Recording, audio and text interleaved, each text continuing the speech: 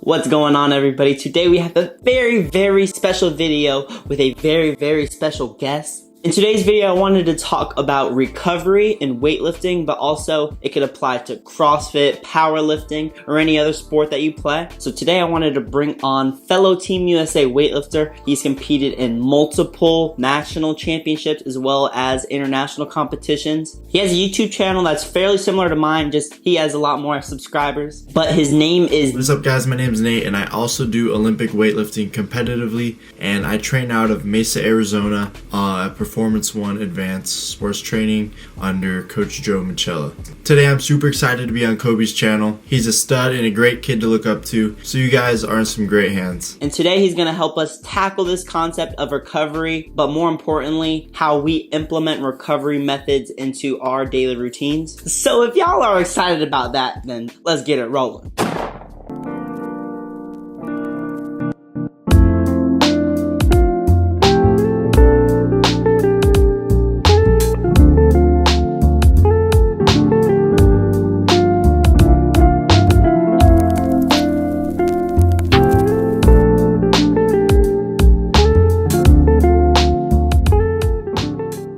So the way we structured everything in this pyramid is that the stuff we say in the beginning is going to be super foundational and isn't too complex or expensive. So the things that become beforehand are really important to making sure the things that come after it work. And if you do it the other way around, it's not going to work so well. For example, dietary supplements. If you're going to the gym just to do bicep curls and bench, and then talk for half an hour, and then you come home and slam pizza and a 12-pack of Coors Light, your creatine and glutamine is not going to work so well. So beginning with the very foundation of the pyramid, you need this in order for everything else to even have a chance at working. That first method is sleep. Now I feel that sleep often gets overlooked just because everyone does it, you do it every day. But sleep is what fuels your body to get through the day, gets your body right, it gets your mind right, and gives you a chance to recuperate and prepare for the next day. Everyone requires different amount of sleep every night. Me personally, I feel like I function best with about 8.5 hours of sleep, so I try to aim for that every night. And almost as importantly as the amount of sleep you get, I like to focus on your sleep schedule, or when you go to bed and when you wake up. This puts your body in a rhythm so it knows, all right, it's time to get the day started, and okay, you can relax now, time to go to bed. Because I don't have to wake up super early to go to school, currently, I try to go to bed around 11:30, and then wake up around 7:30 to 8. Just like Coby said, sleep is super important and vital to recovering your body. I've even heard people say sleep should be on the banned substance list because that's how powerful it is. But that just shows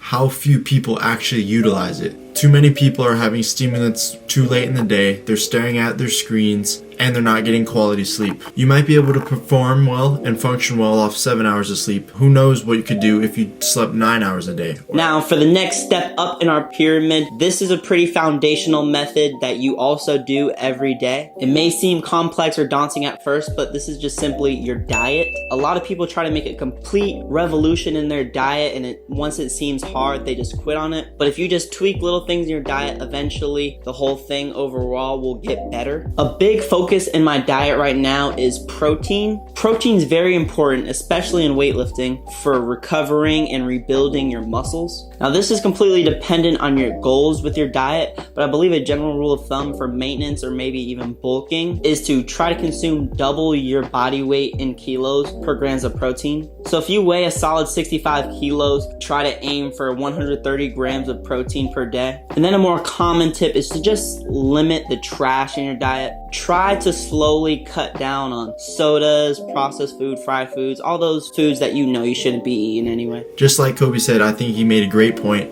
You shouldn't upend and try to go on this huge crazy diet plan because it's just going to be way too much and overwhelming. And also, this is something I'm starting to take a lot more seriously. And before, I would eat pretty well, get my protein, eat consistently throughout the week, and then it'd come Saturday and Sunday and I'd throw it out the window. So Sunday I'd wake up late, eat a huge breakfast, wouldn't really be hungry throughout the afternoon, have a huge dinner, and also I was not drinking enough water at all. A huge percentage of your muscles are made up of water. So it is super important to make sure you are hydrating yourselves. In reality, you should be eating more on your off days than you are on your training days. Therefore, when you get to your training days, your body has had all the nutrients and calories it needs to perform at its best level. Now the next tier in recovery is stretching. This might be my favorite one just for the immediate benefits that it gives you. I try to stretch every morning just to kind of break up the stiff muscles from just being still for 8.5 hours. Completing just a brief, maybe 5-minute stretch routine in the morning gives both physical and mental benefits so that it prepares you for the rest of your day and you just feel better, feel happier. On top of stretching in the morning, I also try to do ROMWOD 4 to 5 times a week. This is an online yoga type program that contains 20 to 25 minute routines every day. You could do this before, but it's also very good after your workouts. When I do my morning stretches in ROMWOD, I find that I'm less sore the next day, but also I feel more nimble, and when you feel better, you perform better. I do make stretching a priority. It is not one of those things, in my opinion, that if you don't do it this particular day, it will affect you tomorrow, but it will affect you down the road if you keep to neglect it continuously. 1, it helps your mobility. 2, it'll relieve your tight muscles. If you just keep neglecting stretching, it'll lead you down to injuries. Now there's a few different things in the next method, but they all correlate together. We have foam rolling, lacrosse ball, and then massage, right? They're all kind of go along the lines of massage and using a tool to help you loosen up. Now these 3 things have similar benefits to the stretching in terms of flexibility, reducing soreness. I try to roll for just 5 minutes after my workout, but I always roll first and then stretch after. I like to hit the big muscle groups with the foam roller, such as quads, hamstrings, calves, and then I'll roll out my back, of course. Then with the lacrosse ball or the massage gun, I like to pinpoint those more hard to reach places. The massage gun's a little more expensive than the other 2 methods, so the other 2 will work, but if you have the money for it, I promise you, you won't regret investing in it. You can ask any person with a massage gun, it's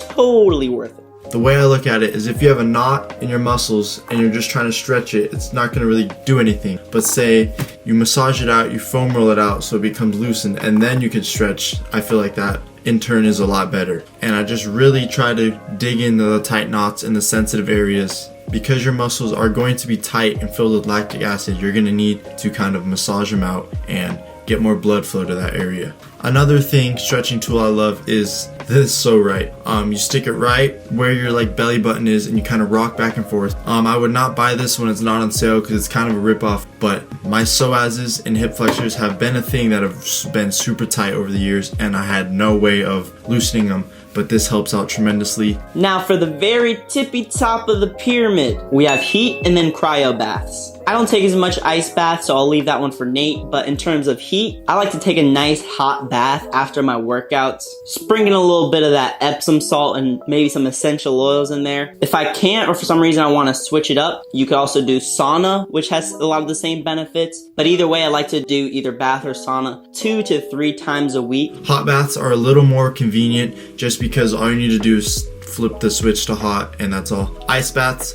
are going to be a little more expensive. I love ice baths, especially after my second training session of the day. By then you're just feeling beat down, and I don't know about you guys, but personally, ice on a beat up body just feels great. Cold temperatures make your blood vessels shrink, which happens when you're inside of the bath, and then when you get out of the bath and you're finished, your blood vessels open back up and it's kind of a flush through of blood, just flushing through your muscles and body and getting some new fresh blood in there to recover. Ice feels great on joints, especially if you do hard training in Olympic weightlifting. It can be hard on your joints, so you need to take care of them. It's honestly kind of killing 2 birds with 1 stone. Some of my favorite things to do, especially when I do have access to a sauna, is to put some heating cream on, and when I start sweating and when I get into the sauna, it just feels amazing. And then in a perfect world, you would jump into the cold bath and then go back to the sauna and do a few rounds of that. It is a very popular practice among European teams and countries. Now I think we covered it. So yeah guys, that's going to be it from me. Thank you Coby for having me on your channel. Make sure to subscribe to him guys, and I'll see you guys later. Now I know recovery can be tedious at times, but I promise you, every elite athlete that you look up to does some type of recovery along these lines. I greatly appreciate Nate for coming on and talking about this topic with us. So like I said, if you guys like my content, definitely check out his page. I'll put his YouTube link in the bio. Let's try to get this video to 35 likes. I post every single Money Moves Monday, so with that said, I'm gonna catch y'all on the flip.